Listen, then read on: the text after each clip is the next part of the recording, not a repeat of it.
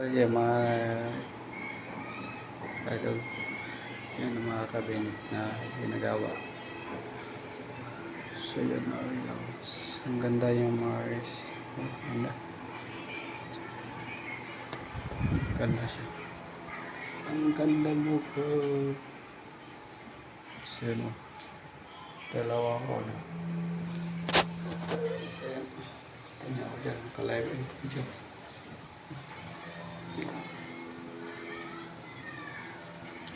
Ganda sa salamin siya doon.